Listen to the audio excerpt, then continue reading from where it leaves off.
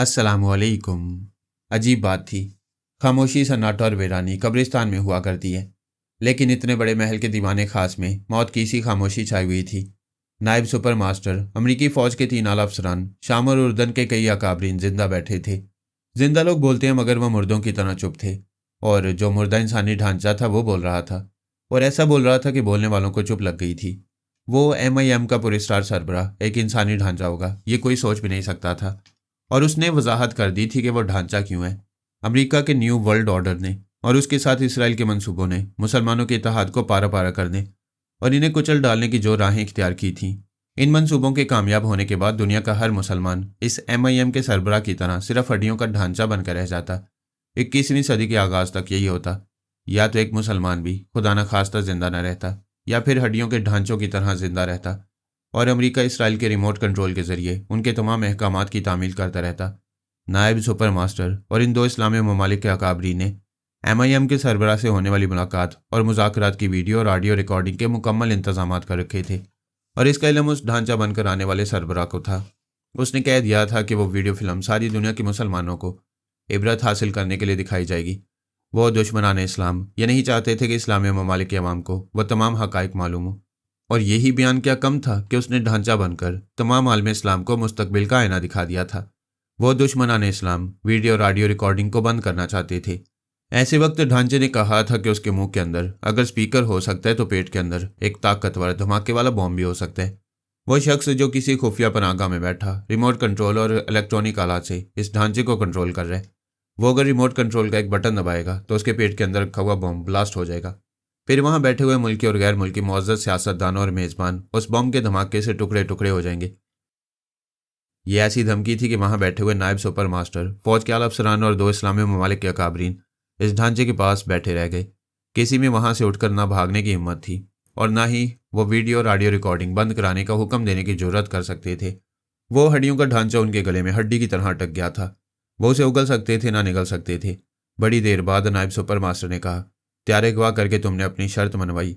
हमने इस शर्त के मुताबिक सारी दुनिया को बता दिया कि इसराइल और PLO के मुआहदे के पीछे कुछ सियासी फरेब छुपे हुए थे।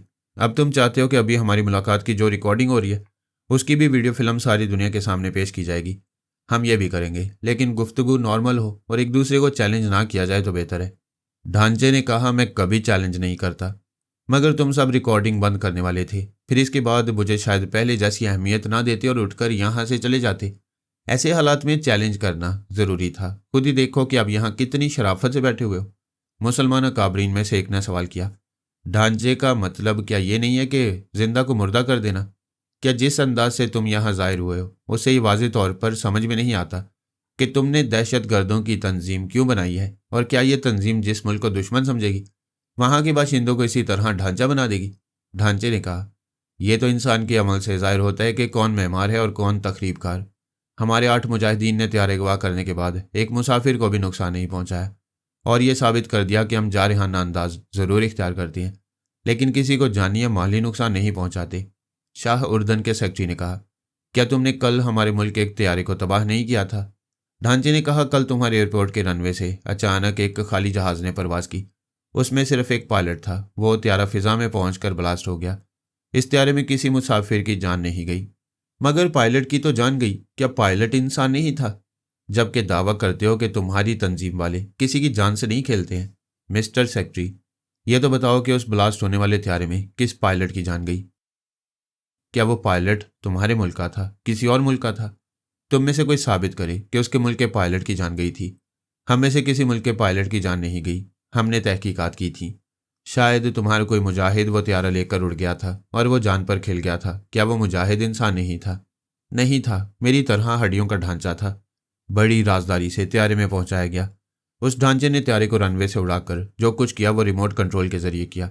फिर एक बार सबको चुप लग गई। थोड़ी देर बाद मुल्क शाम के एक आला ओहदेदार ने कहा, कल तुमने खुफिया तरीके से हमारे के एयरपोर्ट पर ऐलान किया कि त्यारे में बॉम्ब रखा हुआ है। मुसाफिरों में दहशत फैल गई। किसी ने उस त्यारे में सफ़र नहीं किया। क्या यह दहशत गर्दी नहीं है? नायब सुपर मास्टर ने कहा, कल हमारे मुल्क में भी ऐलान किया कि जब तक MIM से पुरअमन मुज़ाकरात नहीं होंगे तब तक अमेरिका का कोई भी त्यारा परवास करने के दौरान ब्लास्ट हो सकता है। तुमने हमारे मुल्क में भी दहशत फैलाई है। बेशक मैंने ऐसा किया है, लेकिन अभी कह चुका हूँ कि हमारी तंजीम के जवान किसी को जानी या माली नुकसान नहीं पहुँचाते हैं। किसी इंसान की जान लेना, चंगेज खान और हलाकू बनना और बात है, दहशत फैलाना और बात है। हमने मुज़ाकरात के लिए तुम्हें मजबूर करने की खातिर दहशत फैलाई, मगर इस जुबान पर कायम है कि हमने किसी की जान नहीं ली। क्या तुम लोग हमेशा इसी जुबान पर कायम रहोगे? अगर तुम भी कायम रहोगे और हमारे किसी मुजाहिद को जानी नुकसान नहीं पहुंचाओगे तो हम भी कायम रहेंगे। अगर कभी ऐसा होगा तो हम अपने तरीक़ाकार के मुताबिक सारी दुनिया की टीवी स्क्रीन पर वो वीडियो फिल्म ज़रूर दिखाएंगे जिसमें हमारे खिलाफ इश्तियाल अंगेज़ी की गई हो। तुम्हारे लोगों ने हमारे किसी मुजाहिद को मारा हो, तब जवाबन तुम्हारे लोगों की शामत किस तरह आती है ये सारी दुनिया की टीवी पर दिखाया जाएगा। नायब सुपर मास्टर ने कहा, तुम्हारे इस जदीद साइंसी अंदाज से ये अंदाज़ा हो रहा है कि तुम्हारे वसाइल बेपनाह हैं और तुम बड़े वसी ज़राए के मालिक हो। इस तनालमी सतह पर जद्दोजहद करने के लिए बेशुमार दौलत की और किसी बहुत बड़े मुल्क के ताउन की ज़रूरत होती है। क्या हमें और इस वीडियो फिल्म के ज़रिए सारी दुनिया को बताओगे कि तुम्हें कारून का ख़जाना किस मुल्क से मिलता है? उसने जवाब दिया, हीरे मोतियों का ख़जाना हो, करेंसी नोट हो और नहायत जदीद असला हो, ये सब तुम्हारे मुल्क अमरीका और इसराइल से हमें मिलता है। नायब सुपर मास्टर ने चीख कर कहा, यह झूठ है, सरासर झूठ। इस वक्त दुनिया वाले तुम्हारी बातें सुन रहे हैं, वह इस झूठ पर कभी यकीन नहीं करेंगे। बेहतर है कि सच बोल दो। ये सच है, हम अमेरिका से और वर्ल्ड बैंक से कर्जे नहीं मांगते हैं। जब हमें ज़रूरत होती है तो हमारा ढांचा वर्ल्ड बैंक में और इसराइल के स्टेट बैंक में जाकर करोड़ों डॉलर निकाल कर ले आता है। क्या उन बैंकों के डायरेक्टर जनरल ने और ऑडिटरों ने यह रिपोर्ट पेश नहीं की है कि पिछले 5 माह के दौरान उनके बैंकों से करोड़ों की करेंसी गायब होती रही है?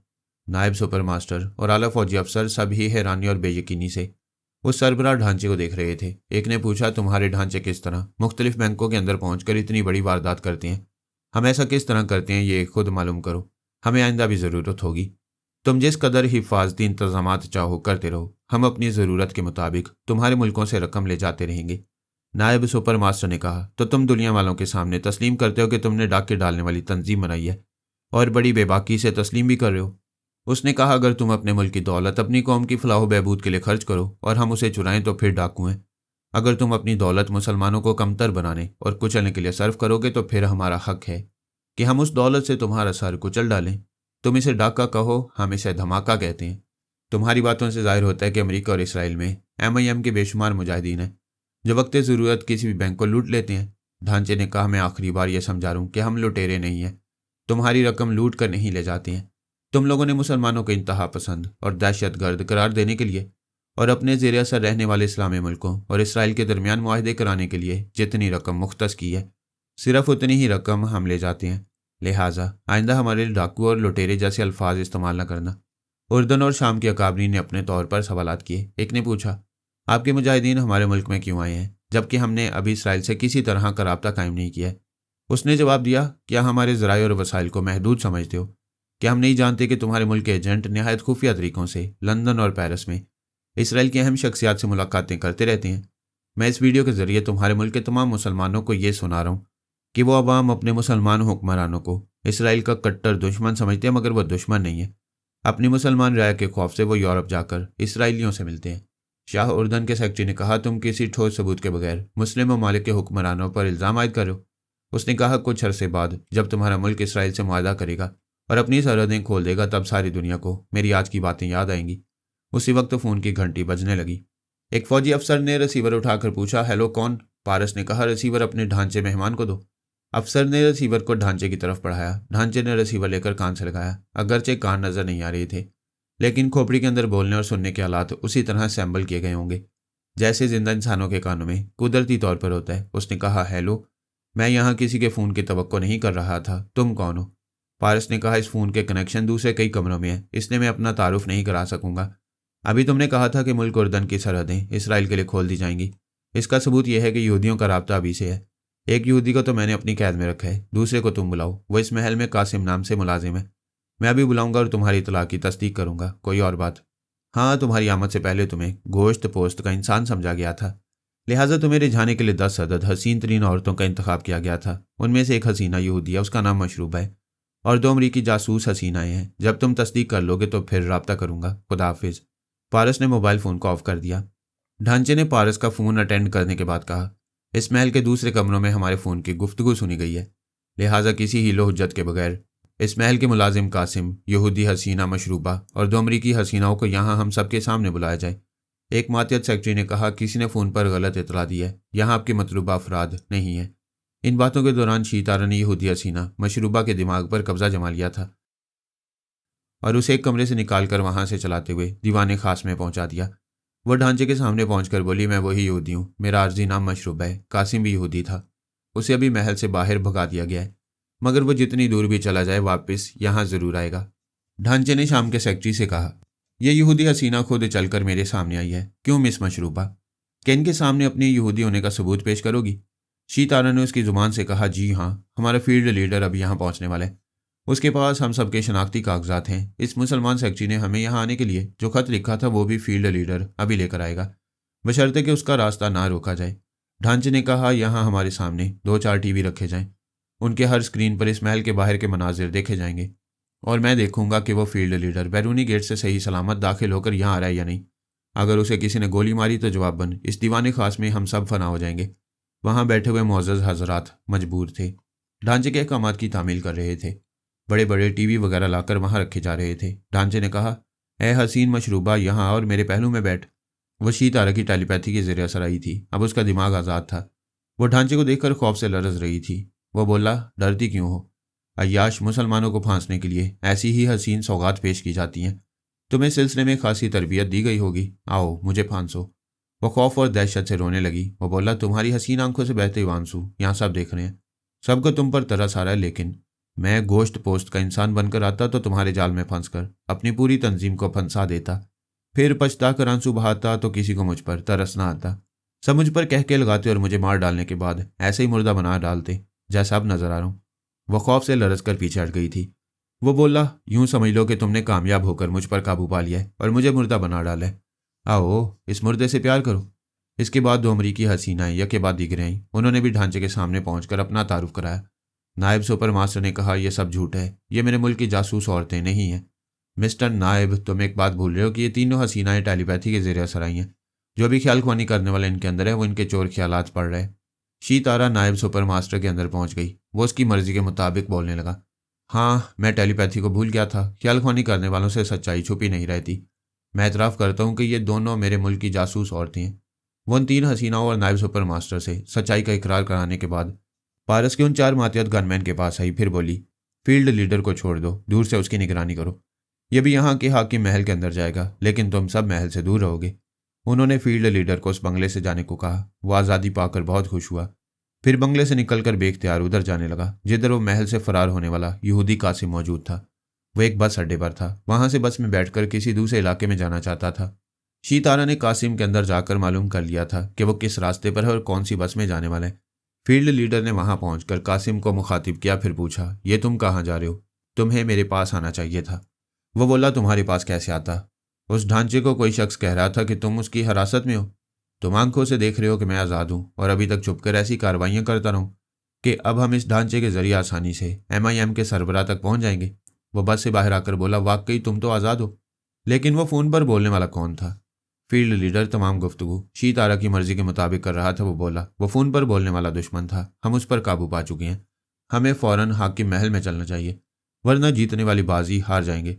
फील्ड लीडर ने बात बनाते हुए कहा। दूसरे लफ्ज़ों में शीतारा ने बातें बनाते हुए इन दोनों को हाकिम महल में जाने पर मजबूर कर दिया। वो एक टैक्सी में बैठकर उधर जाने लगे। शीतारा फील्ड लीडर के दिमाग में रही। उन दोनों को फरार होने से रोकना और महल के अंदर तक पहुंचाना जरूरी था। उधर महल के अंदर नायब सुपर मास्टर परेशान होकर कह रहा था, नहीं नहीं, अभी मैंने गलत कहा था कि ये दोनों हसीनाएं मेरे मुल्क की जासूस हैं।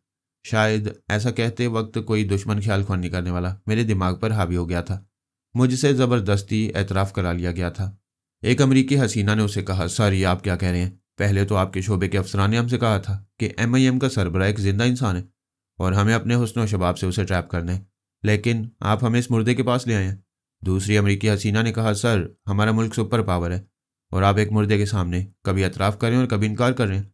आप तो अपनी पुश्त पर इतनी ताकत रखते हैं कि इस ढांचे की हड्डियाँ तोड़ सकते हैं। ढांचे ने कहा, तुम्हारे नायब सुपर मास्टर को यही करना चाहिए। अगर इसने सुपर पावर होकर मेरी हड्डियाँ ना तोड़ी और मैं सलामत रह गया तो तुम अमरीकी और यहूदी हसीनाओं को अपने बेडरूम में ले जाऊंगा। और जानती हो कि एक कब्र ही मुझ जैसे ढांचे का बेडरूम हो सकती है। यहूदी हसीना मशरूबा खौफ के मारे खड़ी न रह सकी, गिरने के अंदाज में कालीन पर बैठ गई। बाकी दोनों हसीनाएं भी कब्र जैसे बेडरूम का जिक्र सुनकर खौफ से लरजने लगी। ढांचे ने कहा, मैंने तुम तीनों को यहाँ नहीं बुलाया था, मैं तो मुसलमानों के सिलसिले में कुछ सियासी और कुछ समाजी बातें करने आया था, मगर यह महल तो तवाइफों का अड्डा बन गया है। यहाँ बैठने वाले मुअज़्ज़ज़ अफराद औरतों की दलाली कर रहे हैं। तुम तीनों के अलावा यहाँ मजीद 7 हसीनाएं हैं। तुम सब अपने दलालों के गिरबान पकड़ कर कहो कि वो मुझे मार डालें। ये लोग जो जिंदा कौमों को मार डालते हैं, मुझ मुर्दे को भी फना कर दें, वरना मैं तुम तीनों को ज़रूर अपनी कब्र में ले जाऊंगा। वह तीनों हसीनाएं फरियाद करने, रोने और गिड़गिड़ाने लगी। ढांचे ने खला में तकते हुए कहा, ये जो वीडियो रिकॉर्डिंग हो रही है इसे जल्दी सारी दुनिया देखेगी। उन्हें ये हसीनाएं और ये सियासी दलाल भी नजर आएंगे। ये ताकतें जो सुपर पावर कहलाती हैं, इन सुपर पावर के पास 2 तरह के बॉम्ब होते हैं, एक एटम बॉम्ब और दूसरा हुस्न शबाब का बॉम्ब।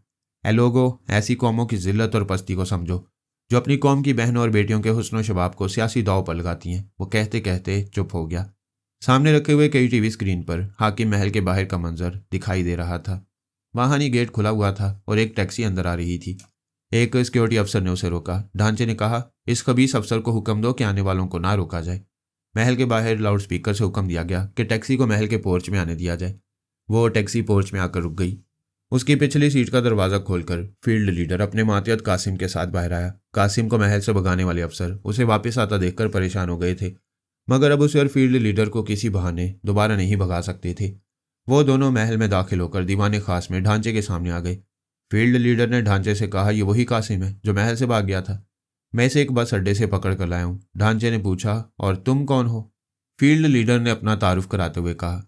लिबास के अंदर से कागजात का पलंदा निकाला और उसे ढांचे को देते हुए कहा, ये तमाम हमारे शनाख्ती कागजात और तस्वीरें, इनके जरिए हम मुसाद तंजीम से ताल्लुक़ रखने वाले यहूदी जासूस साबित हो जाएंगे।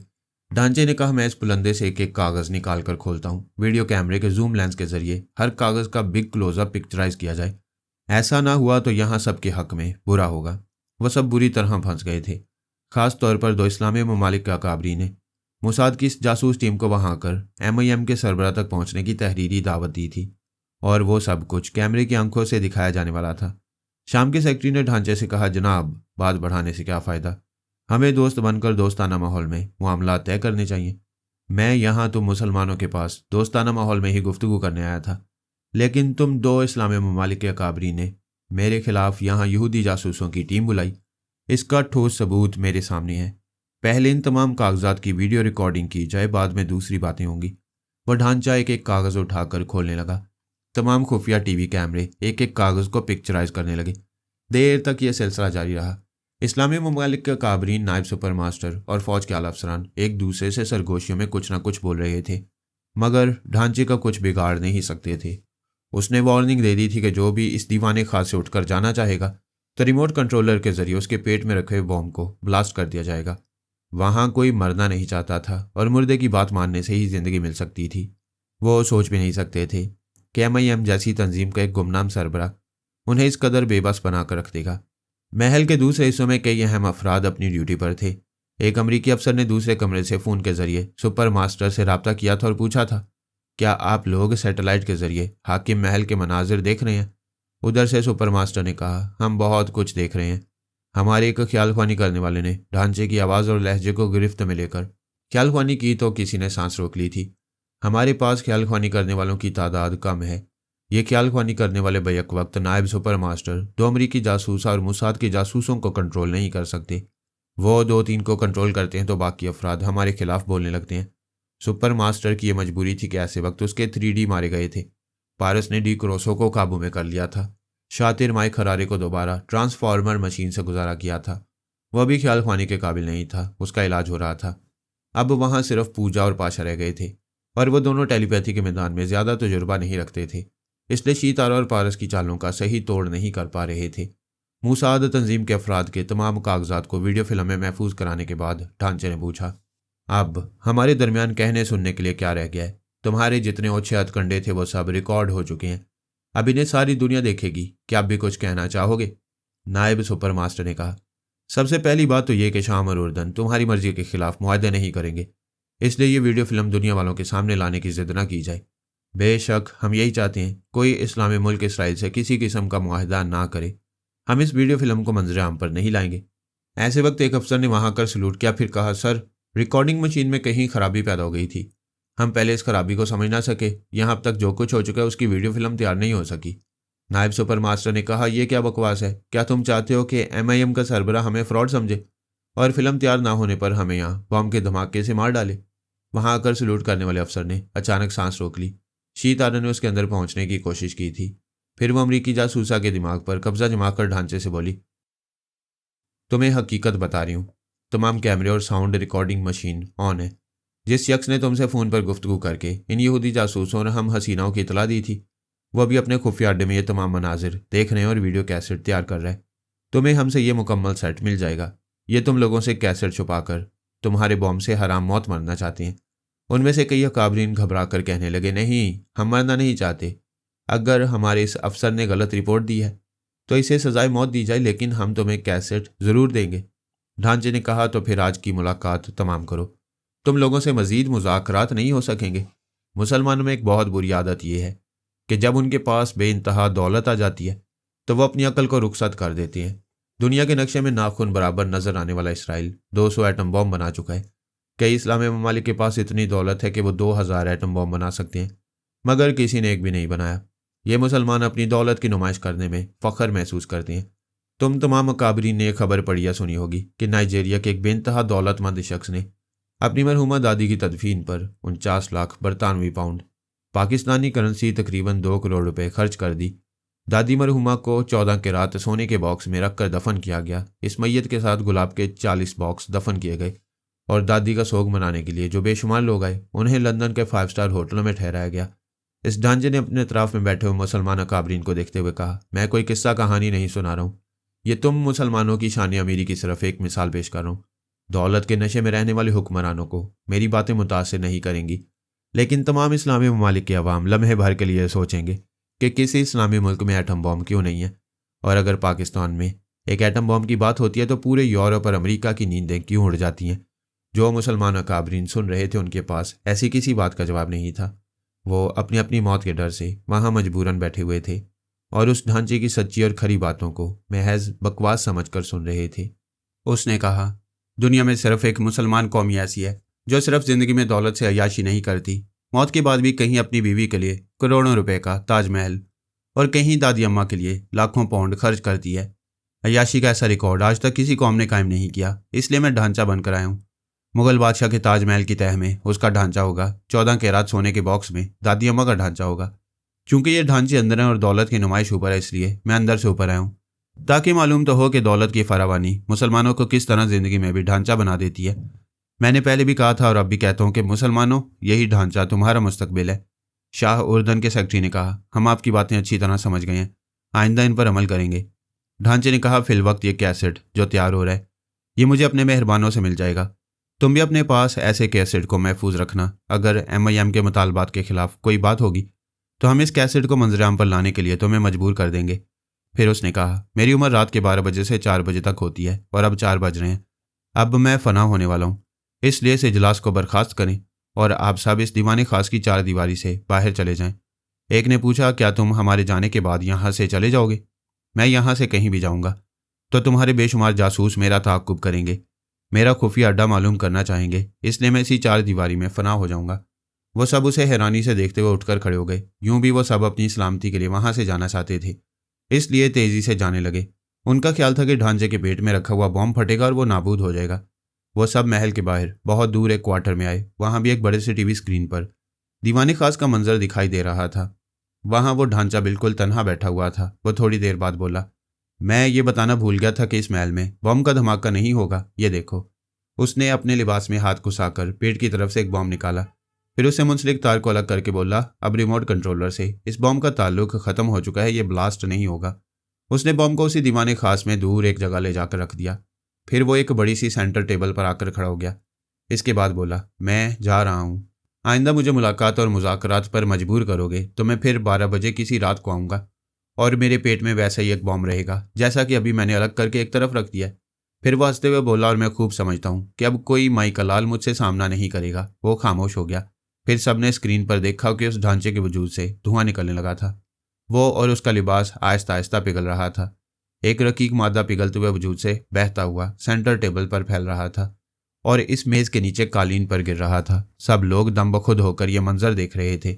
वो इंसानी हड्डियों का ढांचा पिघलते पिघलते बिल्कुल ही नाबूद होकर रकीक मादे की सूरत में पिघली हुई मोमबत्ती की तरह फैल गया था। अब वहाँ ना कोई MIM का सरबराह था और ना ही किसी इंसान का ढांचा रह गया था। वो नाबूद हो चुका था। शी, तारा और पारस जिस बंगले के कमरे में बैठे हुए थे वहाँ 6 अदद टीवी और साउंड रिकॉर्डिंग मशीन जैसे कई आलात थे। ये सब कुछ मोसाद का फील्ड लीडर वीडियो कैसेट तैयार करने के लिए लाया था। अब मोसाद के इस बंगले पर पारस का कब्जा था। उसने हाकिम महल के तमाम मनाजिर की वीडियो रिकॉर्डिंग मुकम्मल कर ली थी। वैसे अब भी हाकिम महल के खुफिया वीडियो कैमरे ऑन थे। शीतारा और पारस स्क्रीन पर देख रहे थे। पहले वहाँ बम डिस्पोजल स्क्वाड के लोग आए थे। ढांचे ने जो बॉम्ब वहाँ रख छोड़ा था, उन्होंने इसका मुआयना करने के बाद अपने मुसलमानों काबरीन को यकीन दिलाया था कि वह बॉम्ब नहीं फटेगा। नायब सुपर मास्टर और फौज के अफसरान इस दीवाने खास में आकर उस पिघले हुए ढांचे के रकीक मादे को देख रहे थे। इस ढांचे के अंदर जो भी आलात लगाए गए होंगे वो भी पिघल चुके थे। वहाँ ढांचे के सिलसिले में तहकीकात के लिए कुछ ना रहा था। नायब सुपर मास्टर ने झुंझला कर कहा, इन वीडियो कैमरों और साउंड रिकॉर्डिंग मशीनों को बंद करो। हम उसे फांसने के लिए कैसेट तैयार कर रहे थे। अब वो इस कैसेट को हमारे ही खिलाफ इस्तेमाल करने की धमकियां देता रहेगा। उसके हुक्म से तमाम आलात बंद कर दिए गए। शीतारा और पारस के सामने जितने टीवी थे उनके स्क्रीन सादा हो गए। पारस ने कहा, अब हम वहाँ के अफराद को नहीं देख सकेंगे, तुम उनकी खबर लो। वह मोसाद तंजीम के फील्ड लीडर के अंदर पहुंच गई। इस वक्त नायब सुपर मास्टर उस लीडर से कह रहा था, तुम मोसाद के तमाम शनाख्ती कागजात लेकर यहाँ आ गए। साफ जाहिर है कि तुमने जानबूझकर ऐसा नहीं किया था। किसी ने तुम्हारे दिमाग पर कब्जा जमा रखा था। क्या वो कब्जा जमाने वाला तुम्हारे अंदर भी नहीं होगा और अभी तुम्हारी बातें नहीं सुन रहा होगा? फील्ड लीडर ने हंसते हुए कहा, क्या तुम शराब नहीं पीते हो? यहाँ कितने मुअज़्ज़ज़ अफराद हैं जो अपने अंदर किसी ख्यालख्वानी करने वाले को महसूस कर सकती हैं। एक ने कहा, यह दुरुस्त है, पता नहीं हमारे अंदर भी कोई छुपा हुआ है या नहीं। दूसरे ने सवाल किया, आप लोगों ने एक बात नोट की, वो ढांचा उस शख्स से वाकिफ नहीं था जिसने फ़ोन पर बताया था कि इस महल में अमरीकी और यहूदी जासूस छुपे हैं। फील्ड लीडर ने कहा, मैं उस शख्स को पहचानता हूँ। उसके साथ 4 गनमैन थे और एक हसीना थी जो टेलीपैथी जानती थी। वही मेरे दिमाग में आकर मुझे मजबूर और बेबस कर देती थी। फिर तो उसी हसीना ने हमारे यहूदी और अमरीकी जासूस हसीनाओं को ढांचे के सामने आने पर मजबूर किया होगा। नायब सुपर मास्टर ने कहा, उस हसीना के साथी ने ढांचे को फ़ोन किया होगा। ढांचे से यह भी कहा गया था कि उस शख्स ने भी हमारी वीडियो फिल्म तैयार की है। सवाल पैदा होता है कि उसने कैसेट तैयार करने के इंतजामात कैसे किए? ऐसा तो सिर्फ हम कर सकते थे या मोसाद वाले? मोसाद के फील्ड लीडर ने कहा, बात समझ में आ गई। उससे शख्स ने हमारे साथियों को हलाक किया, सिर्फ मुझे जिंदा छोड़ दिया ताकि मैं मोसाद तंजीम के कागजात पेश कर सकूं। वो इस दौरान हमारे बंगले में बैठा वीडियो रिकॉर्डिंग करता रहा और उसकी साथी हमें ख्यालख्वानी की उंगलियों पर नचाती रही। वो ख्यालख्वानी करने वाली और उसका साथी अभी उस बंगले में मौजूद होंगे। उस बंगले को घेर कर उन्हें गिरफ्तार किया जा सकता है। यहूदी जासूसा मशरूबा ने अचानक कहका लगाकर कहा, मैं वही ख्यालख्वानी करने वाली हूँ और मशरूबा की ज़ुबान से बोल रही हूँ। कितने लोगों की शामत आई है कि उस बंगले को घेरने और फिर उसमें दाखिल होने के लिए आएंगे। ज़रूर आओ। जो बॉम्ब हाकिम महल में खामोश रहा वो उस बंगले में धमाके से बोलेगा। वह सब परेशान होकर और सोचती हुई नज़रों से यहूदी जासूसा को देखने लगी। वह बोली, जानते हो कि मशरूबा और इन अमरीकी जासूसी हसीनाओं को और मोसाद के फील्ड लीडर और कासिम को क्यों जिंदा रखा गया है? इसलिए कि मैं इनके ज़रिए दूसरे अहम अफराद तक पहुँचती रहूँगी और किसी को पता नहीं चलेगा कि मैं क्या करती फिर रही हूँ। एक ने पूछा, हमारे खिलाफ तुम्हारे जो अज़ाइम है तुम उन्हें हम पर जाहिर क्यों कर रही हो? इसलिए कि तुम सब मोटी अकल से यकीन कर लो कि मैं इन सबको आलाकार बनाकर तुम्हारे बहुत से राजों तक पहुंच सकती हूँ। अगर ये चाहते हो कि मैं किसी राज तक ना पहुंच सकूं तो फील्ड लीडर कासिम मशरूबा और अमरीकी जासूस हसीनाओं को हमेशा के लिए ख़त्म कर दो। ये सब तुम्हारे बड़े अहम कारकुन हैं, इनकी ज़िंदगी और मौत का फैसला खुद ही कर लो। अमरीकी जासूस हसीनाएं, मोसाद का फील्ड लीडर और कासिम सभी मशरूबा को देखकर खौफजदा होकर एक साथ अपनी अपनी बोलियां बोलने लगे। ये तुम क्या कह रही हो? मशरूबा, क्या तुम अपनी ज़ुबान से अपने साथ हमारी मौत का भी रास्ता दिखा रही हो? वो बोली, मैं अभी मशरूबा नहीं हूँ, सिर्फ एक टेलीपैथी जानने वाली हूँ। देखो कि मुझे तुम लोगों से कितना लगाव है। मैं और मेरे साथी के गनमैन तुम में से किसी को हलाक नहीं करेंगे। अपने आकाओं से और आला ओहदेदारों से पूछो कि इनकी नज़रों में तुम्हारी कितनी कदर है। वो तुम्हारी ज़िंदगी चाहते हैं या मौत? वो लोग नायब सुपर मास्टर, आला ओहदेदारान और दूसरे मुसलमान अकाबरीन को सवालिया नज़रों से देखने लगे। नायब सुपर मास्टर ने खला में तकते हुए पूछा, तुम टेलीपैथी जानने वाली कौन हो? कुछ अपने बारे में बताओ। वो बोली, तुम अपने वफादारों की ज़िंदगी और मौत का फैसला टालने के लिए मेरे मुतल्लिक सवालात कर रहे हो। पहले जो मामला तुम्हारे सामने है उसके मुतल्लिक 2 टोक फैसला करो। वो फैसला मैं अपने अंदर कर चुका हूँ, मेरे वफादार जिंदा रहेंगे। और तुम्हारा फैसला मैं तुम्हारे अंदर पढ़ चुकी हूँ।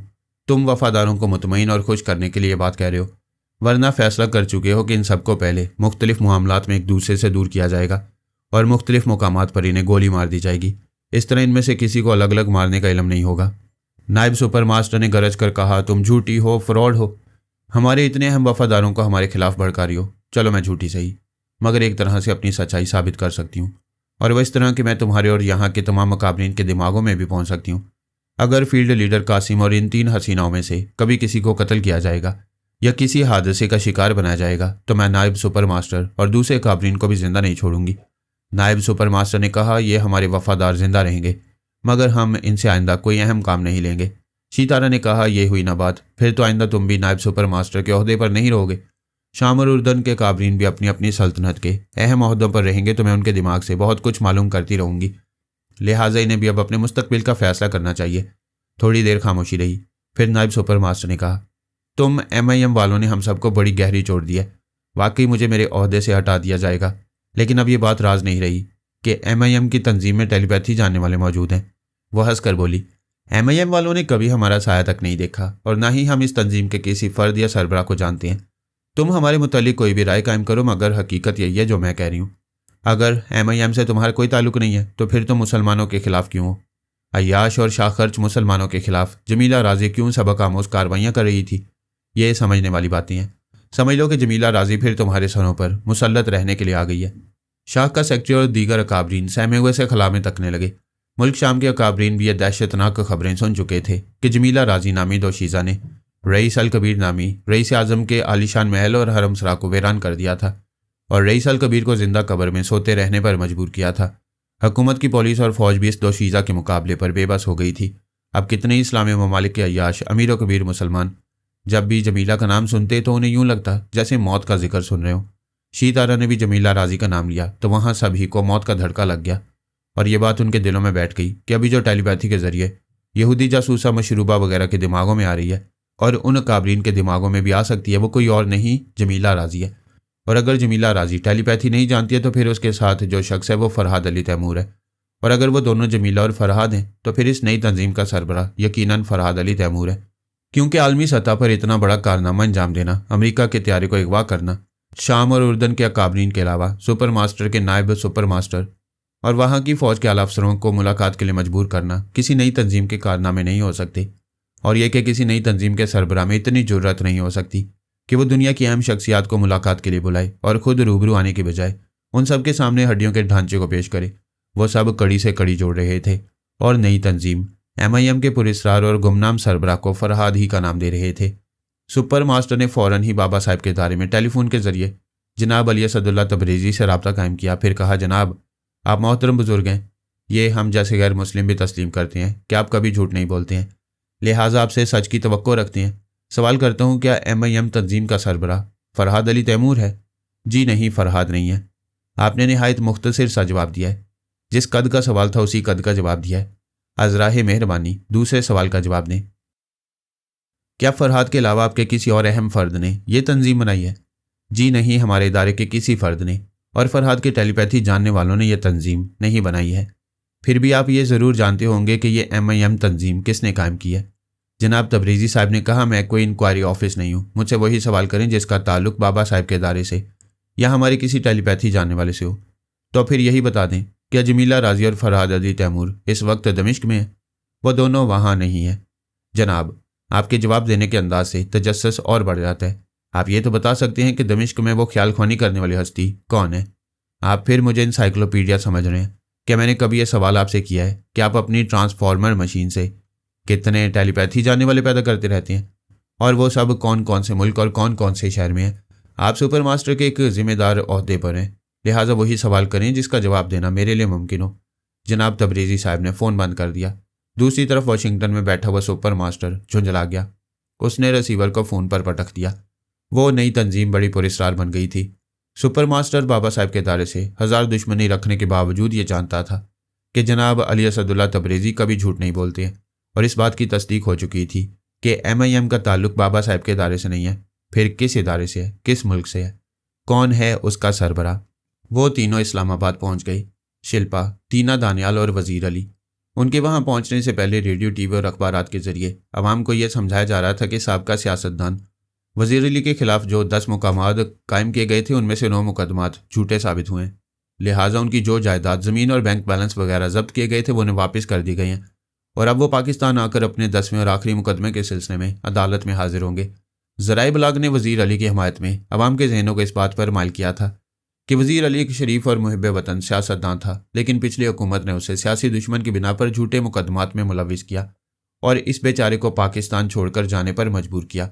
अब वो बेचारा अमेरिका की आशीर्वाद लेकर फिर एक शरीफ और मुहिब वतन सियासतदान बनकर आ गया था। पाकिस्तानी अवाम जो हर लीडर और हर पार्टी के जलसों में हज़ारों लाखों की तादाद में शरीक होती हैं, वही अवाम हज़ारों की तादाद में वज़ीर अली का इस्तकबाल करने एयरपोर्ट आए। उसे भी फूलों के हार पहना रहे थे और उसके लिए जिंदाबाद के नारे लगा रहे थे। वह फूलों के हार अली तैमूर पहन रहा था और शिल्पा के रूप में रहने वाली सानी उसके अंदर सोच के जरिए कह रही थी, ये पाकिस्तान के लोगों की याददाश्त कितनी कमज़ोर होती है। ये लोग भूल गए कि चंद बरस पहले वज़ीर अली हुकूमत की पार्टी में था तो इसने अवाम के लिए एक सड़क भी नहीं बनाई, मुल्क को मुआशी तौर पर कमज़ोर कर दिया। ज़रा देखो ये तुम्हें कितने जोश व खरोश से फूलों के हार पहना रहे हैं। इनके मुंह से जिंदाबाद के नारे सुनकर यही बात समझ में आती है कि ये ज़मीर फरोश सियासतदानों को जिंदा रखना चाहते हैं। अली तैमूर ने कहा, सच पूछो तो मुझे वज़ीर अली का बहरूप इख्तियार करके शर्म आ रही है। जब कोई लीडर अपने बेईमान लीडरों को फूलों के हार पहनाती है तो गोया वो अपने ही आइंदा मज़ार पर फूल चढ़ाती है। वहाँ वज़ीर अली की एक शानदार महलनुमा कोठी थी। भोले अवाम ने उसे जुलूस की सूरत में कोठी तक पहुँचाया। प्रेस के फोटोग्राफर्स ने उसकी तस्वीरें उतारी। अखबारी रिपोर्टरों ने तरह तरह के सवालात किए। एक ने सवाल किया, आपके 9 मुकदमे झूठे साबित हुए, 10वें मुकदमे के मुतालिक आपकी तवक्को क्या है? अली ने जवाब दिया, आप 9 मुकदमात की बात करते हैं। जब बिल्ली 900 चूहे खाकर हज को जा सकती है तो मैं 9 मुकदमात की ऐसी तैसी करने के बाद 10वें को भी क्यों नहीं जीत सकूंगा? दूसरे ने सवाल किया, अपोजिशन ने आप पर तरह तरह के इल्ज़ामात लगाए थे, ये इल्ज़ामात गलत कैसे साबित हुए? अली ने कहा, जब अपोजिशन वाले इक़्तिदार में थे और उनकी हुकूमत थी तो सिर्फ मैं ही नहीं, मेरी तरह कितने ही हमारी पार्टी के सियासतदानों पर इल्ज़ामात आयद किए गए। अब हमारी पार्टी इक़्तिदार में है और हमारी हुकूमत है, इसलिए अब हम में से कोई मुजरिम नहीं रहा। मुजरिम तो अब अपोजिशन पार्टी के कई सियासतदान हैं। अगर हमारे बाद वह हुकूमत बनाएंगे तो फिर उन पर भी कोई जुर्म साबित नहीं किया जा सकेगा। ऐसा तो हमारे मुल्क की सियासत में होता है और आइंदा भी होता रहेगा। लेकिन हमारे मुल्क में ऐसा क्यों होता है? इसलिए होता है कि मुल्क की सियासी पार्टियां मुनासिब मौका देखकर इल्ज़ामात एक दूसरे पर लगाती हैं और अपने दौरे हुकूमत में, अपनी अदालतों में अपने सियासी तकाज़ों के मुताबिक फ़ैसले कराती हैं। एक सहाफ़ी ने कहा, लेकिन ऐसी खुद गर्जी और मुफाद परस्ती के बायस हमारा मुल्क तबाही के धाने पर पहुंच गया। आप इसे एक बावकार और खुददार पाकिस्तान कैसे बनाएंगे? अली तैमूर ने जवाब दिया, सबसे पहली बात तो यह है कि यहाँ के अवाम में ना इत्तेहाद है और ना ही सियासी शऊर है। अगर कौमी सतह पर यह दोनों खूबियाँ पैदा हो जाएं तो अवाम खुद ही खुदगर्ज सियासतदानों को कुत्तों की मौत मार डालेंगे, जैसा कि मैंने पाकिस्तान से फरार होने वाले 10 मुकदमात में मुलविस रहने वाले वज़ीर अली को मार डाला है। सब ने उसे सवालिया नज़रों से देखा। एक ने पूछा, मगर जनाब वज़ीर अली साहब आप जिंदा हैं? हाँ, मैं जो वज़ीर अली नज़र आ रहा हूँ वो नहीं हूँ और जो हकीकतन हूँ वो नज़र नहीं आ रहा हूँ। मैं जल्दी अपने अमल से और अपने सियासी हिकमत अमली से साबित करूँगा कि हमारे मुल्क में कितने सियासतदान इसराइली मुसाद के और कितने सियासतदान भारतीय राह के दलाल हैं, मगर वह खुद को मुहिब वतन साबित करने की कोशिश करते रहते हैं। जब तमाम प्रेस वाले चले गए तो दीना दानियाल ने अली से कहा, यह तुमने प्रेस वालों से कैसी बातें की हैं? आखिर राह और मुसाद का जिक्र करने की ज़रूरत ही क्या थी? अली ने कहा, मैंने ये भी कहा है कि मैंने वज़ीर अली को मार डाला है, तो मेरी इस बात पर एतराज़ क्यों नहीं कर रही हो? इसलिए कि तुमने जिनसे कहा उनके सामने जिंदा थे और जिंदा हो। तुमने ज़ुमाइनी बात कही थी। ये भी ज़ुमाइनी बात है कि प्रेस वालों के सामने राव और मुसाद के खिलाफ ज़ुबान से बोलो और दिल से उन दोनों तंजीमों के वफादार रहो जैसा कि मैं हूँ। मैं एक तंजीम की बीवी और दूसरी को बहन बनाकर लाया हूँ और अवाम और प्रेस वालों की आंखों में धूल झोंक रहा हूँ। दीना दानियाल ने कहा, तुम्हारी बात दुरुस्त लग रही है, मगर शायद हमारे मुसाद के जोनल लीडर को तुम्हारे अंदाज पसंद न आए। अली ने कहा, मुझे मालूम होना चाहिए कि यहाँ हमारे जोनल लीडर को सियासी बयान देने का कौन सा अंदाज पसंद है। प्लीज़ उससे रब्ता करो। वह तीनों जुलूस से और प्रेस वालों से निजात हासिल करके कोठी के अंदर एक बेडरूम में आकर बैठ गए। दीना दानियाल फ़ोन का रिसीवर उठाकर नंबर डायल करने लगी। सानी उसके अंदर पहुंच गई थी। वो रब्ता कायम होने के बाद बोली, हेलो, मैं डबल डी दीना दानियाल बोल रही हूँ। दूसरी तरफ से आवाज़ आई, हूँ मैं ZL जोनल लीडर बोल रहा हूँ। तुमने दूर से देखा है वज़ीर अली बहुत अच्छा जा रहा है। हमारी तवक्को से ज़्यादा इस्तकबाल करने वालों की भीड़ लगी थी और उसने प्रेस वालों को भी जवाबात बड़ी दानिशमंदी से दिए। दीना दानियाल ने पूछा, बॉस क्या ये दानिशमंदी नहीं होगी कि हम पाकिस्तानी अवाम और प्रेस के सामने यहूदियों के खिलाफ कुछ ना बोलें, बल्कि यहाँ के मुसलमानों को यहूदियों से मोहब्बत करना सिखाएं? जोनल लीडर ने कहा, मुसलमान हम यहूदियों को सांप की तरह दुश्मन समझते हैं। पाकिस्तान में कोई लीडर यहूदियों से दोस्ती करने की बात कहकर लीडरी नहीं कर सकेगा, बल्कि अवाम के हाथों मारा जाएगा। लेकिन यही हमसे नफरत करने वाले मुसलमान हमारी यहूदी हसीनाओं के आगोश में अपना ईमान हार जाते हैं। इसलिए तो तुम्हें वज़ीर अली की कंवारी बहन बनाकर भेजा है। सानी दीना दानियाल के जरिए जोनल लीडर के अंदर पहुंच गई थी और उसके ख्यालात पढ़ रही थी। दीना कह रही थी, बॉस तुम दुरुस्त कह रहे हो। एयरपोर्ट से यहाँ तक कई आला सरकारी अहदेदार मुझे यूं दीवानावार देख रहे थे, जैसे पहली बार मुजस्सम हुस्न को देख रहे हो, या जैसे पाकिस्तान में हुस्न पैदा ही ना होता हो। ऐसी बात नहीं है दीना, पाकिस्तान के शहरों से लेकर देहातों तक हुस्न बिखरा पड़ा है। लेकिन जिस तरह मर्द को दूसरे की बीवी खूबसूरत लगती है, उसी तरह देसी माल के मुकाबले में बाहर मुल्कों से आने वाली माल की क्वालिटी बेहतर भी लगती है और उस महंगे माल को हासिल करने में फ़ख्र भी महसूस किया जाता है। दीना दानियाल ने हंसते हुए कहा, फिर तो मुझे हासिल करने के लिए यहाँ के आला ओहदेदारों में बड़ी रस्साकशी रहा करेगी, इसीलिए तो तुम्हारी जैसी हसीना का इंतखाब हमने किया है। अब तुम एक ओहदेदार की लालमी में दूसरे ओहदेदार को और दूसरे ओहदेदार की लालमी में तीसरे ओहदेदार को अपनी जुल्फ़ों का असीर बनाती रहोगी और उनसे हुकूमत के अंदरूनी राज उगलवाती रहोगी। और वह जानती थी कि पाकिस्तान में एटम बॉम्ब एक राज है, इतना गहरा राज कि बड़ी ताकतें पाक फौज के किसी अहम अफसर से किसी कीमत पर भी यह राज उगलवा नहीं सकती। पाकिस्तान के तमाम दुश्मन इस पसोपेश में रहा करते थे कि इस मुल्क ने एटम बॉम्ब बना लिया है या नहीं। एटम बॉम्ब एक दहशत है, यह हाथी के दांतों की तरह दिखाने के लिए तैयार होता है। इस बॉम्ब के जरिए ऐसी हौलनाक तबाही होती है कि शहर के शहर खंडर हो जाते हैं, देहात खेत और अनाज के दाने नाबूद हो जाते हैं। जिन इंसानों के नसीब में मौत नहीं होती और वो इस बॉम्ब की हलाकत खेजी के बावजूद जिंदा रह जाते हैं, वो उम्र भर के लिए अपाहिज हो जाते हैं। अपने जले हुए जिस्मों के साथ ऐसे हैबतनाक दिखाई देते हैं कि देखने वाले आंखें फेर लेते हैं। फिर इस बॉम्ब की गैस और तेजाबियत के बायस वो इलाके मुद्दतों आबाद नहीं हो पाते। एटम बॉम्ब की हलाकत खेजी की नहायत ही मुख्तसर सी मिसाल है। हर वह मुल्क जिसके पास एटम बॉम्ब है वो ये बात अच्छी तरह जानता है कि अगर वह अपने दुश्मन मुल्क को एटम बॉम्ब के जरिए निशाना बनाएगा तो वह दुश्मन मुल्क भी अपने एटम बॉम्बों के जरिए उसके मुल्क में भी वैसी ही तबाहियाँ लाएगा। यूरोप और अमेरिका अच्छी तरह जानते हैं कि वहाँ के तमाम ममालिक के पास एटम बॉम्ब है, इसलिए कोई मुल्क किसी दूसरे मुल्क से जंग नहीं करता है। रह गया एशिया, तो वहाँ चीन और भारत एटमी कुव्वत समझे जाते हैं। अब मगरबी ममालिक की यही कोशिश है कि एशिया में कोई तीसरा मुल्क एटम बॉम्ब ना बनाए और नए वर्ल्ड ऑर्डर के बहाने कोई इस्लामी मुल्क ये मोहलिक बॉम्ब तैयार ना करे। वो अपनी कोशिशों में अभी तक कामयाब हैं। इस्लामी ममालिक को उंगलियों पर गिनकर मालूमात हासिल की जाए तो कोई इस्लामी मुल्क एटमी ताकत नहीं कहला रहा है। अमेरिका को ईरान और लीबिया से तो खुदा वास्ते का बैर है, लेकिन पाकिस्तान भी नज़रों में खटक रहा है। ये शुबा है कि पाकिस्तान ने एटम बॉम्ब बना लिया है, मगर शुबा है। अमेरिका, इसराइल और भारत इसी शुबा की तस्दीक करने के लिए मुख्तलिफ सियासी हथकंडे आजमा रहे हैं। अगर पाक आर्मी आड़े ना आती तो डॉलर और पाउंड में बिक जाने वाले सियासतदान बहुत से राज उगल चुके होते, और बहुत से राज ऐसे हैं जो हुकूमतें बदल कर आने वाले सियासतदान भी नहीं जानते। वजीर अली के साथ शिल्पा और दीना दानियाल का यहाँ आना भी एक मौसर हथकंडा था। उनसे पहले भी हिंदू और यहूदी हसीनाएं पाकिस्तान में मुसलमान बनकर अपने हुस्न और शबाब के एटम बॉम्ब को आजमाती आई हैं। कुछ कामयाब हो रही हैं, कुछ नाकाम होकर वापस जा रही हैं, और जाने वालियों की जगह दीना दानियाल जैसी हसीनाएं आती जा रही हैं।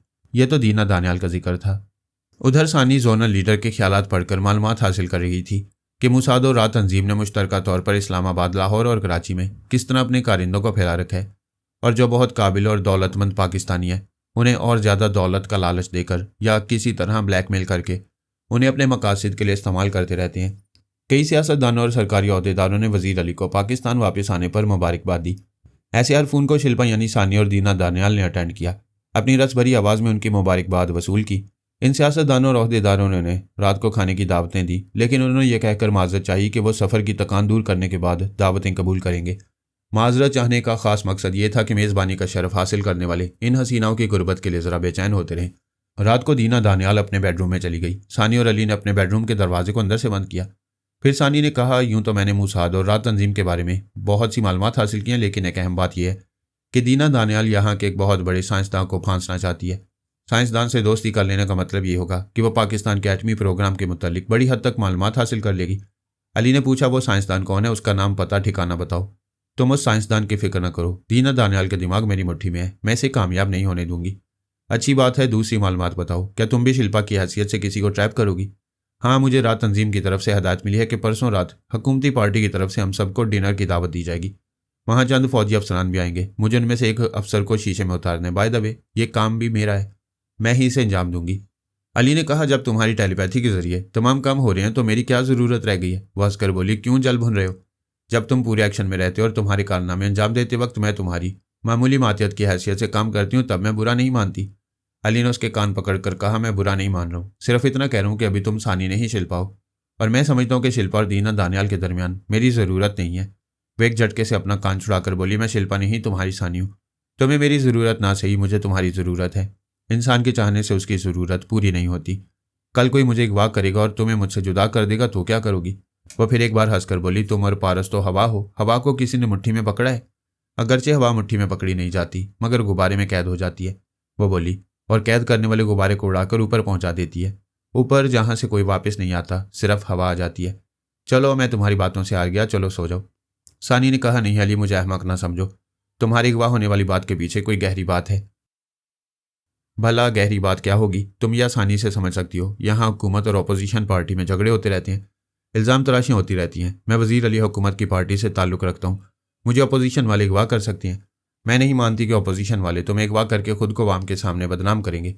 तो फिर यह मान लो कि मेरी ही पार्टी के लोग मुझे यहाँ से ले जाकर गोली मार देंगे और अपोजिशन को बदनाम करने के लिए कहेंगे कि बरसों बाद एक मुहिब वतन सियासतदान वज़ीर अली की आमद से हुकूमती पार्टी के चंद खुफिया राज ज़ाहिर होने वाले थे, इसलिए उसे अगवा करके गोली मार दी गई।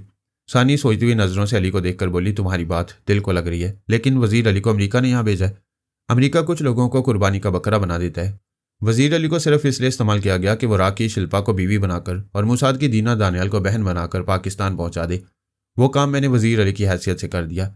अब वज़ीर अली की मौत के बाद शिल्पा उसकी बेवा और दीना दानियाल उसकी बहन की हैसियत से उसकी तमाम दौलत और जायदाद की मालिक होंगी और यहाँ मुसलमान कहलाती रहेंगी। वो ताईद में सारे लाकर बोली, वाकई गौर किया जाए तो वज़ीर अली सियासत में माजी का एक पिटा हुआ मोर है। उससे जितना काम लेना था ले लिया गया, अब वज़ीर अली की ज़रूरत नहीं रही। अली ने पूछा, तुम बड़ी देर तक ख्याल ख्वानी करती रही हो, क्या तुमने जोनल लीडर के चोर ख्यालात से ये मालूम नहीं किया कि वो वज़ीर अली के बारे में क्या राय रखता है? मैं तो ये मालूम करती रही हूँ कि पाकिस्तान के 3 अहम शहरों में उसके कितने अहम कारिंदे हैं, उनके नाम और पते क्या हैं, और पाकिस्तान के कितने सरमाएदार और जागीरदार इन मुल्क दुश्मन अनासिर की परवरिश कर रहे हैं। फिर मैंने दीना दानियाल के इस इरादे को पढ़ा कि वो किस तरह यहाँ के अहम साइंसदान को फांसने का प्रोग्राम बना रही है। मैंने वज़ीर अली को अहमियत नहीं दी थी, क्योंकि ये तुम हो। ऐसे में ये भूल गई कि तुम मेरे होने के बावजूद अभी वज़ीर अली हो। तो फिर जाओ और उससे जोनल लीडर के चोर ख्यालात वज़ीर अली के मुतालिक पढ़ो, शायद कोई नई बात मालूम हो। वली के मशवरे के मुताबिक जोनल लीडर के अंदर पहुंची और वज़ीर अली के मुतालिक चोर ख्यालात पढ़ने लगी। उसके पास कराची का जोनल लीडर आया हुआ था। वो कह रहा था, अगर हज़ारों अफराद वज़ीर अली का इस्तकबाल करने एयरपोर्ट आए थे तो इसका यह मतलब नहीं है कि वो एक मकबूल लीडर है। इन हज़ारों में कई हज़ार किराए के थे जो वज़ीर अली जिंदाबाद के नारे लगा रहे थे। ये वज़ीर अली माजी का नहायत ही नाकाम सियासतदान है। उसने हमारी 2 नहायत ही कारआमद हसीनाओं को मुसलमान बनाकर यहाँ पहुँचा दिया, बस यही बहुत है। चूँकि यह हुकूमत की पार्टी में है, इसलिए अखबारात इसके खिलाफ नहीं लिख रहे हैं और अवाम खामोश तमाशाई बने हुए हैं। कराची के जोनल लीडर ने कहा, आजकल कराची में खासे हंगामे हो रहे हैं, खूब गोलियाँ चल रही हैं। तुम वज़ीर अली को सियासी दौरे पर कराची भेज दो, वहाँ हमारे आदमी से गोली मार देंगे और इसकी हलाकत का इल्ज़ाम ऑपोजिशन पर डाल दिया जाएगा। ठीक है, मैं कल ही वज़ीर अली को कराची जाने और अपनी लीडरी चमकाने का मशवरा दूंगा, फिर अमेरिका की तरफ से इशारा मिले तो वह ज़रूर जाएगा। अली ने वज़ीर अली के मुतालिक दुरुस्त राय कायम की थी कि वह हुकूमती पार्टी के लिए नाकारा समझा जाएगा, लिहाजा उसे हलाक करके ऑपोजिशन वालों पर उसके कत्ल का इल्ज़ाम लगाया जाए। सानी थोड़ी देर तक कराची के जोनल लीडर के ख्यालात पढ़ती रही, फिर उसने अली से कहा, वाकई तुम्हारी जान को खतरा है। यहाँ एक जोनल लीडर के पास कराची का जोनल लीडर आया हुआ है, वह तुम्हें सियासी दौरे पर कराची जाने को कहेंगे और वहीं तुम्हें गोली मार देंगे। बेहतर है कि मैं खुद को अगवा करूँ, यहाँ से जाकर किसी दूसरे बहरूप में किसी और जगह क़याम करूँ।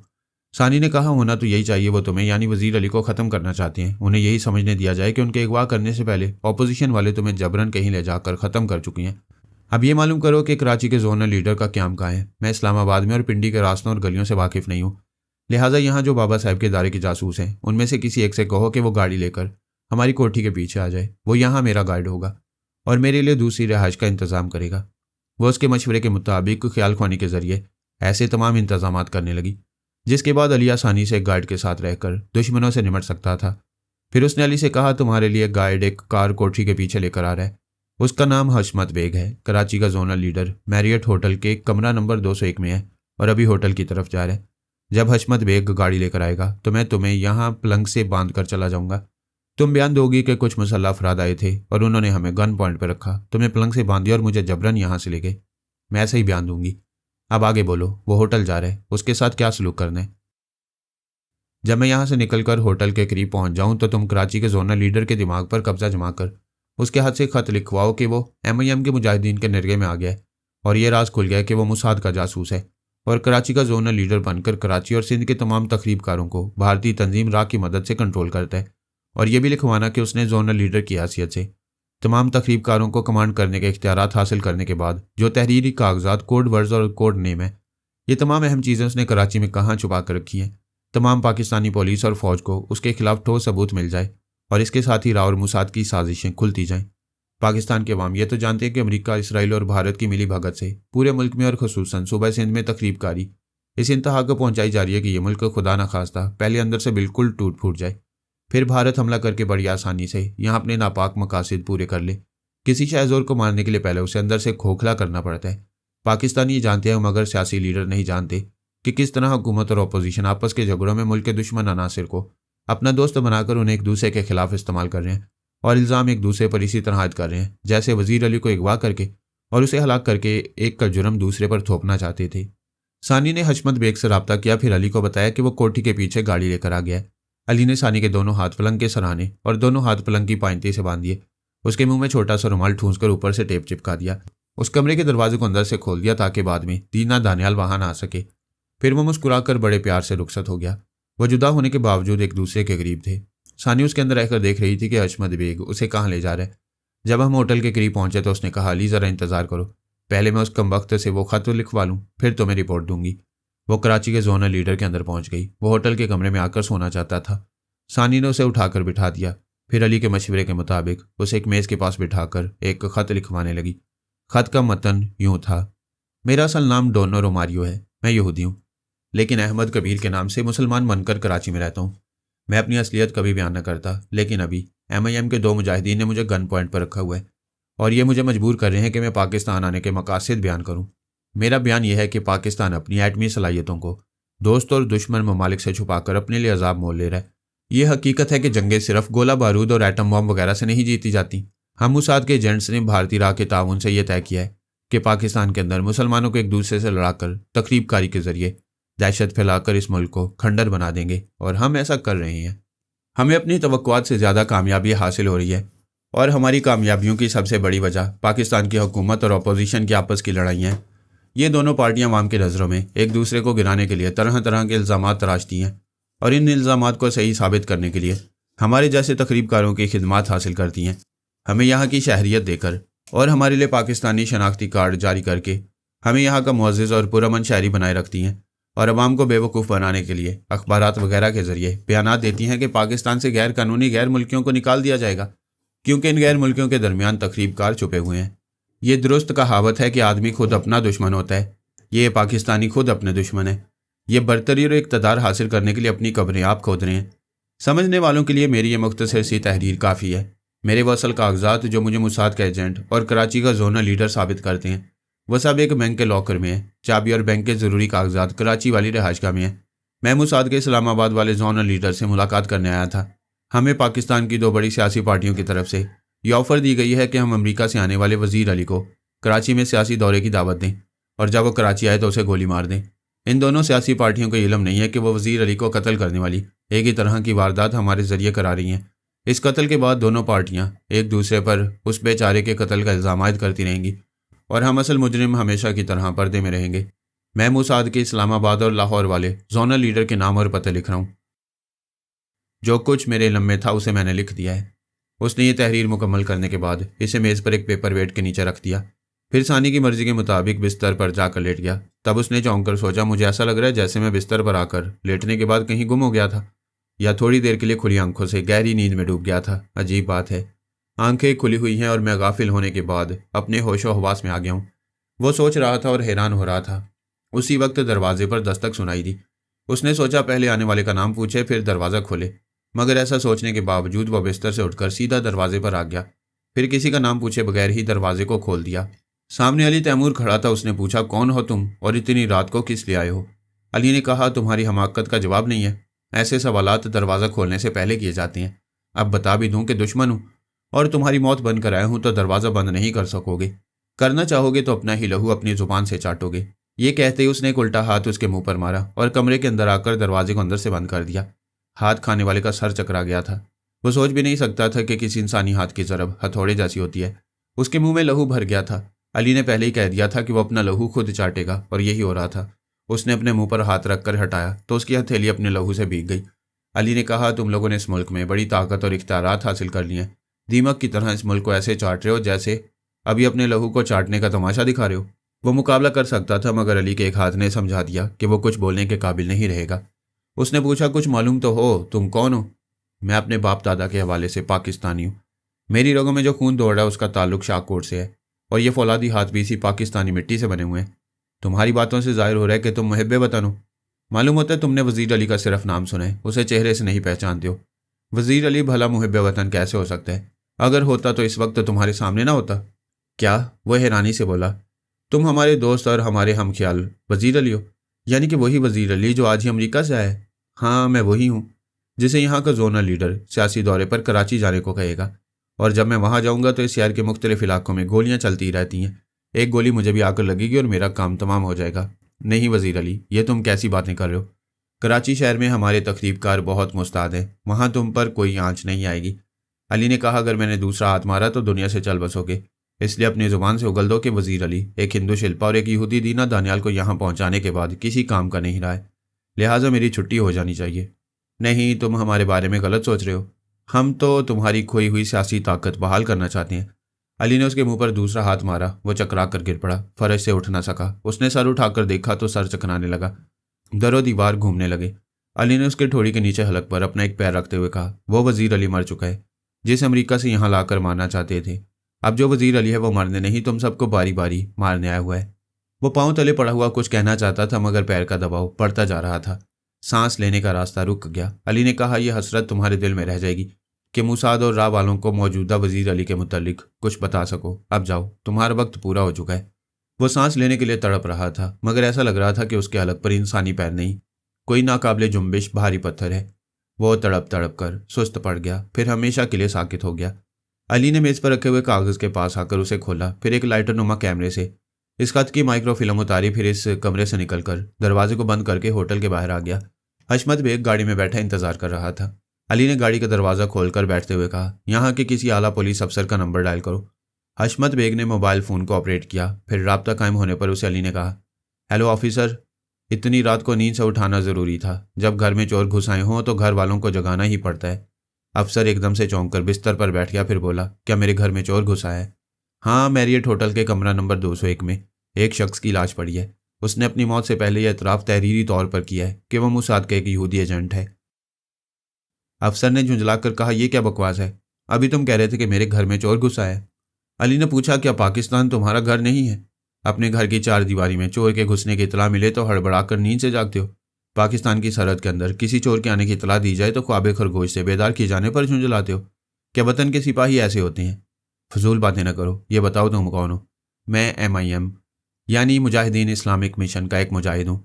तुमने अमरीकी तैयारी के अगवा किए जाने के बाद MIM तंजीम का नाम सुना होगा, और अगर नहीं सुना है तो आज से तुम जैसे फ़र्ज शनास अफसरान के जहनों पर यह नाम मौत की तरह नक्श हो जाएगा। हम जैसे बड़े अफसरों के पास ऐसे धमकियां देने वाले फ़ोन आते ही रहते हैं। यू नॉनसेंस, अब मैं फ़ोन बंद करके सो रहा हूँ। अफसर ने रिसीवर को रखा, फिर फ़ोन का प्लग निकाल कर आराम से बिस्तर पर लेट गया। सानी ने उसके दिमाग पर कब्जा जमाकर फिर उसे उठा दिया। फ़ोन का प्लग दोबारा लगवाया, फिर उसे पहले की तरह बिस्तर पर लिटा दिया। आधे मिनट के अंदर फ़ोन की घंटी बजते ही अफसर हड़बड़ा कर उठ बैठा। हैरानी से फ़ोन को देखने लगा। आप ही आप बुड़बुड़ाने लगा, मैंने तो प्लग निकाल दिया था, फिर ये कैसे लग गया? शायद मैंने इसे डिस्कनेक्ट नहीं किया था। वह रिसीवर उठाकर हेलो बोला। जवाब में अली ने कहा, मैं कह चुका हूँ, वतन के सिपाही को ड्यूटी के वक्त बेदार रहना चाहिए। मेरी बात नहीं समझोगे तो आज रात सो नहीं सकोगे। वो गरज कर बोला, तुम जो कोई भी हो, तुम्हारी शामत आ गई है। अब देखता हूँ तुम कैसे परेशान करोगे। उसने फिर रिसीवर रखकर प्लग को अलग किया। सानी ने फिर प्लग लगवा दिया। वो आराम से लेटना चाहता था, मगर फ़ोन की घंटी सुनकर शदीद हैरानी से उछल पड़ा। कभी प्लग को कभी फ़ोन को देखने लगा। फिर उसने रिसीवर को उठाकर एक तरफ रख दिया और क्रैडल पर हाथ रखकर फ़ोन बंद कर दिया। अब वो इत्मीनान से सोना चाहता था, मगर उसे पता न चला कि उसने लेटने से पहले गायब दिमाग होकर रिसीवर को फिर क्रैडल पर रख दिया है। आराम से लेटने के बाद फिर फ़ोन की घंटी बजी तो वो चकरा कर रह गया। उसने रिसीवर उठाकर धारते हुए कहा, अबे कौन है बे तू? क्यों मुझे परेशान कर रहा है? परेशान खुद हो रहे हो।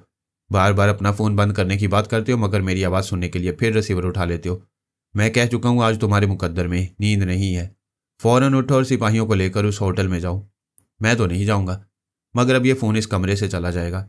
उसने रिसीवर रख दिया, प्लग को अलग कर दिया, फिर फ़ोन उठाकर तार खींचता हुआ कमरे से बाहर आया। फिर इस फ़ोन को दूसरे कमरे के एक सोफे पर फेंक कर अपने बेडरूम में वापस आ गया। यह उसका ख्याल था कि वह अपने बिस्तर पर वापस आकर लेट गया, लेकिन ऐसा गायब दिमाग रहने के दौरान सानी की सोच की लहरें उसे यही समझा रही थी कि वह फ़ोन को दूसरे कमरे में फेंक कर अब अपने कमरे में आंखें बंद करके सोने लगा। अचानक ही वो लेटे लेटे उछल कर बैठ गया। फ़ोन की घंटी उसके कानों में बम के धमाके की तरह गूंज रही थी। वह हैरानी से आंखें खोलकर देख रहा था। जिस सोफ़ा पर उसने टेलीफोन को फेंका था, फ़ोन उसी सोफ़ा पर रखा हुआ उसे अपनी आवाज़ में पुकार रहा था। और वो अपने आरामदेह बिस्तर पर नहीं बल्कि सोफे के पास ही नीचे कालीन पर लेटा हुआ था। वो दोनों हाथों से सर थाम कर सोचने लगा। मैं अपने बिस्तर पर सो रहा था, फिर दूसरे कमरे में कालीन पर इस तरह फेंके हुए फ़ोन के पास कैसे आकर लेट गया था। वो सर पकड़कर सोच रहा था और फ़ोन की घंटी उसके कानों में चीख रही थी। वो सहरज़दा सा होकर उठ गया। अपने बेडरूम में आकर उसने लिबास उतारा और वर्दी पहनी। होटल जाने के लिए तैयार होने के दौरान फ़ोन की घंटी की आवाज़ें सुनाई देती रहीं। जब वो बाहर आकर कोठी के अतराफ पहरा देने वाले सिपाहियों के साथ एक गाड़ी में बैठकर जाने लगा तो घंटी की आवाज़ बंद हो गई। उस अफसर ने होटल के कमरे में पहुंचकर एक लाश देखी, फिर वो खत पढ़ा। फिर फ़ोन के जरिए पुलिस के सबसे बड़े अफसर और वजीर दाखिला वगैरह से रब्ता करके मुसाद के एक एजेंट की मौत की इतला दी। मकतूल यहूदी का वो खत अब इस मुल्क के कितने ही अहम अहदेदारों तक पहुंचने वाला था और इसका रद्दअमल भी ज़ाहिर होने वाला था। ये रद्दअमल ज़ाहिर होने में सुबह हो जाती। उधर सानी अपने बिस्तर से बंधी हुई थी और अब आज़ाद होना चाहती थी। वो दीना दानियाल के ख्वाबीदा दिमाग में पहुंच गई। उसे नींद से ज़रा चौंका कर उठाया और तवज्जो से आवाज़ें सुनने पर मजबूर किया। वो कान लगाकर सुनने लगी। हालांकि खामोशी थी, लेकिन सोच के जरिए उसे चंद कदमों की आवाज़ें सुनाई दे रही थीं। वो बिस्तर से उठकर दरवाजे के पास आई, फिर उस दरवाजे से कान लगाकर सुनने लगी। उसे यूं सुनाई दे रहा था जैसे कुछ लोग कोठी के अंदर से बाहर जा रहे हों। फिर उसे एक गाड़ी की आवाज़ सुनाई दी। वो गाड़ी स्टार्ट होकर दूर जा रही थी और उसकी आवाज़ भी दूर होते होते गुम हो गई थी। दीना दानियाल ने बिस्तर के पास आकर तकिए के नीचे से एक पिस्तौल निकाला, फिर दरवाजे के पास आकर उसे आहिस्तगी से खोला। कमरे के बाहर कोई नजर नहीं आ रहा था। वो बाहर आई, फिर दबे कदमों चलती हुई सानी के दरवाजे के पास आकर आहिस्तगी से बोली, शिल्पा क्या तुम जाग रही हो? उसे शिल्पा यानी सानी की तरफ से जवाब नहीं मिला। उसने दरवाजे पर दस्तक देना चाहा तो वो दरवाज़ा खुल गया। अंदर रोशनी थी और सानी अपने पलंग पर बंधी हुई नजर आ रही थी। उसने तेजी से अंदर आकर सानी के मुंह पर से टेप हटाया, मुंह के अंदर ठुनसा हुआ रुमाल निकाला, फिर हाथ पांव की रस्सियां खोलते हुए पूछने लगी, वजीर अली कहाँ है? तुम्हें यहाँ किसने बांधा था? यहाँ कुछ नकाबपोश अचानक ही घुस आए थे। उन्होंने हम दोनों को गन पॉइंट पर रखकर पहले मुझे यहाँ बांध दिया, फिर वजीर अली से कहा अगर तुम खामोशी से हमारे साथ चलोगे तो ये तुम्हारी दानिशमंदी होगी, वरना हम तुम्हें बेहोश करके ले जाएंगे। वजीर अली ने खामोश रहने का वादा किया। उन्होंने उसकी आंखों पर पट्टी बांध दी, फिर उसे यहाँ से ले गए। दीना दानियाल ने कहा, मेरी आंख अचानक खुल गई थी। मैंने कदमों की आवाज़ें सुनी थी, फिर किसी गाड़ी की भी आवाज़ सुनाई दी थी। मेरा ख्याल है कि अपोजिशन वालों ने यह हरकत की है। हमें फ़ौरन ZL को इतला देनी चाहिए। उसने फ़ोन के जरिए लीडर से रब्ता किया और उसे उन नकाबपोश अजनबियों के मुतल्लिक बताया जो वजीर अली को जबरन ले गए थे। ZL ने हैरानी से कहा, अभी हम खुद वजीर अली को ख़त्म कर देने का फैसला कर चुके थे। उससे पहले अपोजिशन वाले उसे ले गए। अगर उन्होंने उसे कत्ल करके उसकी लाश के पास कोई ऐसा सबूत छोड़ देंगे जिसे हुकूमती पार्टी पर इल्ज़ाम आए तो बड़ी गड़बड़ हो जाएगी। ठहरो, मैं अभी कराची के जोनल लीडर से इस मामले पर बात करता हूँ। तुम दोनों अंदर से दरवाजे बंद करके सो जाओ। ZL ने उसे रब्ता ख़त्म करके कराची के ZL से रब्ता किया। उसके होटल के कमरे से एक अजनबी आवाज़ ने पूछा, हेलो, आप कौन हैं? मैं अहमद कबीर का दोस्त हूँ, उनसे बातें करना चाहता हूँ। अजनबी आवाज़ ने कहा, खुदा का शुक्र है यहाँ आप अहमद कबीर के दोस्त से निकल आए। प्लीज़ आप फ़ौरन उनके होटल के कमरे में चले आएँ। ये यहाँ बेहोश पड़े हैं, मैं डॉक्टर बोल रहा हूँ। ZL ने फ़ोन बंद कर दिया। फिर मैरियट होटल के मैनेजर से पूछा, क्या कमरा नंबर 201 के मिस्टर अहमद कबीर बीमार हैं? जी हाँ, वो बेहोश पड़े हैं। हमने एक डॉक्टर उनके कमरे में भेजा है। आप कौन है? उसने फ़ोन बंद कर दिया। फिर अपने एक मातियत से रब्ता करके बोला, फ़ौरन मैरियट होटल के कमरा नंबर 201 में जाओ और मिस्टर अहमद कबीर की खैरियत मालूम करके मुझे रिपोर्ट दो। All right sir. सानी ने मातियत की आवाज़ भी याद रखी, लेकिन वो चाहती थी कि ZL वहाँ जाए, इसलिए उसके दिमाग पर कब्जा जमा कर उसे वहाँ ले गई। उसने होटल के कमरे के सामने आकर दरवाजे पर दस्तक दी। जब दरवाज़ा खुला तो ZL चौंक गया। एक पुलिस अफसर नज़र आ रहा था। उसने पूछा, अच्छा तो आप ही अहमद कबीर के दोस्त हैं? थोड़ी देर पहले आपने ही फ़ोन किया था। ZL हिचकिचाया। समझ में नहीं आया कि मामला क्या और उसे क्या जवाब देना चाहिए। सानी ने उसे बोलने पर मजबूर किया, जी हाँ, मेरा दोस्त अब कैसा है, क्या होश में आ गया है? अफसर ने कहा, अंदर आओ। जो बेहोश होते हैं वो पुलिस के सामने पहुंचते ही होश में आ जाते हैं। उसने अंदर आकर देखा। उसे कराची का जोनल लीडर नजर नहीं आया। अफसर ने कहा, कोई सवाल न करना, सिर्फ सवालात के जवाब देते रहोगे तो तुम्हारे लिए बेहतर होगा, वरना बदतर हालात पेश आ सकते हैं। ZL ने पूछा, आप क्या पूछना चाहते हैं? अफसर ने कहा, देखो, मना करने के बावजूद तुमने एक सवाल कर ही डाला, ये पहली गलती है, इसलिए माफ़ कर रहा हूँ। अब मेरे सवाल का जवाब दो, अहमद कबीर कौन है और तुम उसके कैसे दोस्त हो? वो मेरा बिजनेस पार्टनर है। मुझसे कारोबारी मामलात में गुफ्तगू करने के लिए कराची से यहाँ आया था। तुम दोनों का कारोबार क्या है? हमने सरहद से कराची तक के लिए 200 ट्रक किराए पर हासिल किए हैं। ये ट्रक हमारा माल ले जाते हैं। किस किस्म का माल ले जाते हैं? सानी ने उसे बेख्तियार बोलने पर मजबूर किया। वो बोला, इन तमाम ट्रकों में हथियार कराची पहुंचाए जाते हैं। इन तमाम ट्रकों के पीछे जो चोर खाने बने हुए हैं उनमें भारत से आने वाले राकिब तरबियत याफ्ता तकरीबकार छुपे होती हैं। ZL बोल रहा था और परेशान हो रहा था कि वो क्यों सच उगल रहा है।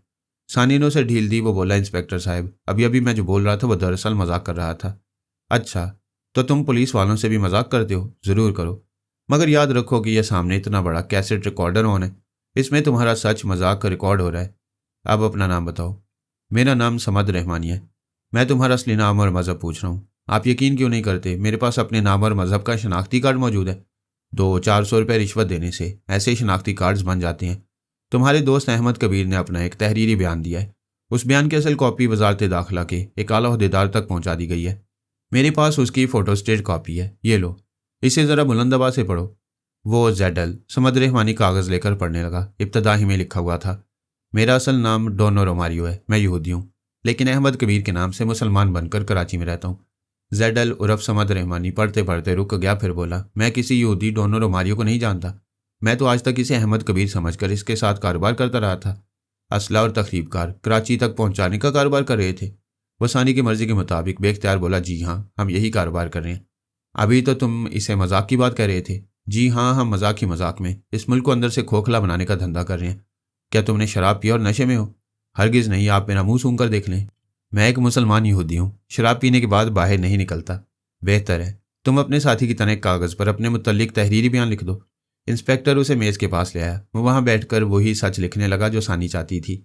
जब उसने तहरीर मुकम्मल कर ली तो इंस्पेक्टर ने कहा, तुमने जो कुछ लिखा है इसे ऊंची आवाज़ में पढ़ो ताकि तुम्हारी आवाज़ में लिखा हुआ बयान इस कैसेट रिकॉर्डर में महफूज हो जाए। वो ऊंची आवाज़ में पढ़ने लगा,